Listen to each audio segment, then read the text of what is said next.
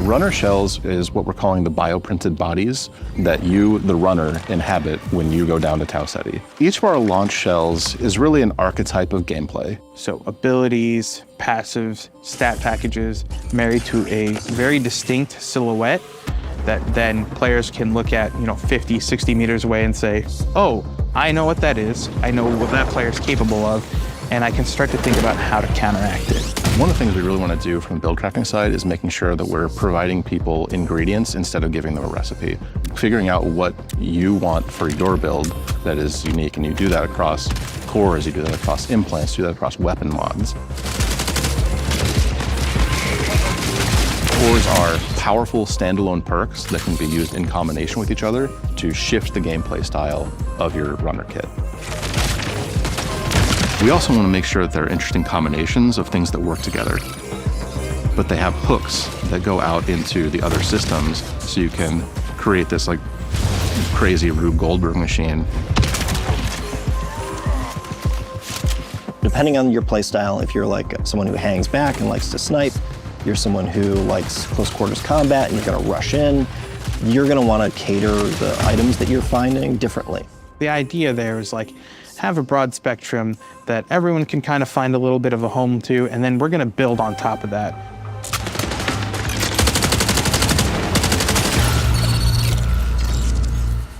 Destroyer is aggressive, brutal, whereas a modified, futuristic version of the Mjolnir armor from the original trilogy. The shell is designed to get into the fight as fast as possible and stay there. It comes equipped with thrusters on its legs that let it sprint faster, or you can use them for a quick lateral evade. A riot barricade so that they can generate presence and they can generate almost like aggro for their team. Its prime ability is Search and Destroy, which activates shoulder-mounted missile pods that fire heat-seeking missiles. They have a way to lock down targets over sustained fire, which immobilizes them and allows your team to follow up.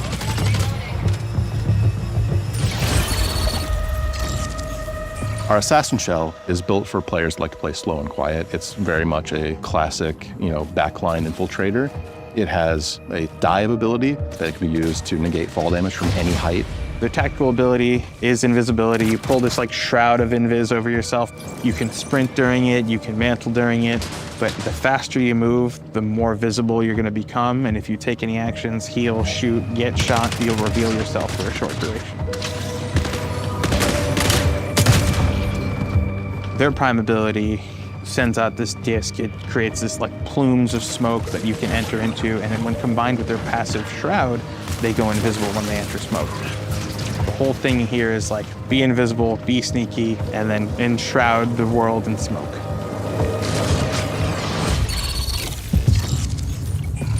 Originally, Recon was called internally Fun Police. That really is the core kind of fantasy. It's about hunting people down, it's about playing detective. If you want to find all of the assassin shells on the map, Recon is the shell you want to use. It comes with a tracker drone that you can toss out a little spider friend that crawls along the ground and will track towards enemies and explode. And that explosion overheats the target. They can't move, they can't sprint, they're taking tick damage, and they help you lock down a target so you can pursue them. And for their prime, Recon has this really awesome helmet that splits open, and they tap in these cool key codes. It opens up and pulses, and it sends out this wave that detects both AI and players and marks them for you. And when you break the shield of somebody as a Recon shell, they leave holographic footprints behind, so even if they run away, you can follow that trail and they'll lead right to them. And then finally, awareness, where if you get pinged, it'll actually tell you that someone sees you. You won't know where, but you'll be able to be on high alert that somebody saw you and has marked you.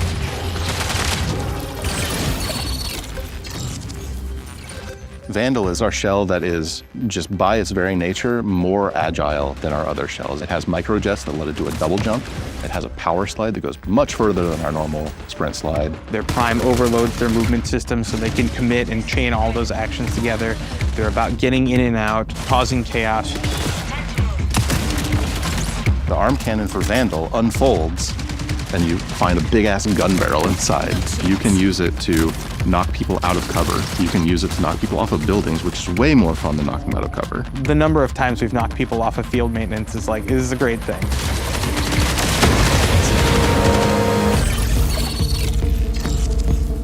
Marathon is a game that is all about finding the best stuff on the map, so we felt like we needed to have a shell that was sort of built for the loot goblin fantasy. That is Thief to a T. Thief's trade ability is X-ray visor, where you flip down your visor, you can see containers through walls, you can see enemies that are within line of sight. Their prime is a pickpocket drone, where they deploy this like elegant origami mechanicalized butterfly. It has like a mechanical whip that it can send out and that knocks loot out of both players and AI, and then it can suck that loot back up with the same whip. Or you can use it for recon. You can fly around, you can ping, those pings are shared to your squad. The Thief shell also has a built-in grappling device that is embedded right in the forearm. You shoot out a dart. Mid-flight, it unfolds into this propeller that pulls you along and you can swing away to safety. The recharge rate for their grapple and their base handling and stats will go up as you fill the backpack. So the idea is to become a loot goblin, right? Steal as much as you can and get out.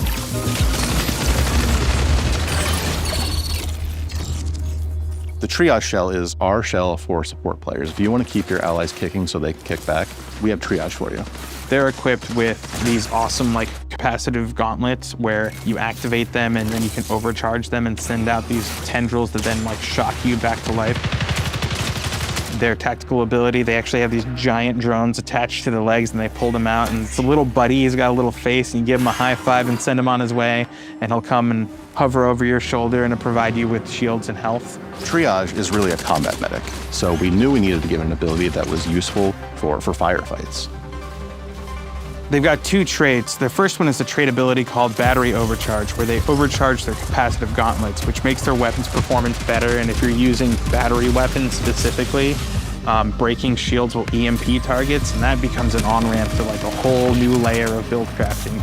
And then they have the second trait, Shareware, which is really cool, which is any buddies that have Medi-drones on them, any consumable you use will get like copied to them. So you kind of almost are this like battle medic that's like constantly running triage on your team.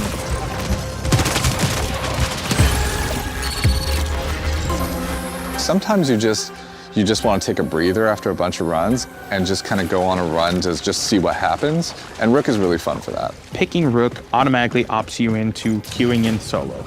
You're able to enter into a match in progress and you're given a starting kit. You're not allowed to bring anything in.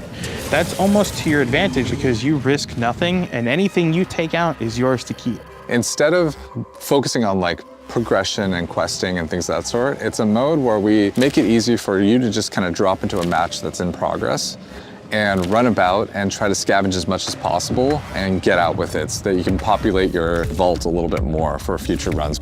Rook has a tactical ability that lets it blend in with UESC forces. So you activate it, a little mask appears over your face, and you are not perceived by the UESC as hostile. This lets you kind of get in, grab a little bit of loot, and then bail. One of the things that I've really enjoyed about Rook is the added tension. Midway through a session, even though you've known like a few crews got taken out, or maybe you've taken out crews yourself, you don't know how many new players get injected through Rook. Ultimately, Rook is a morality test, so you have a couple of options when you see a Rook. Either you're a decent person and you drop them a piece of loot and let them be on their merry way, or you are a monster and you blast them in the face. And I'm not going to say which one I am. I blast a lot of Rooks.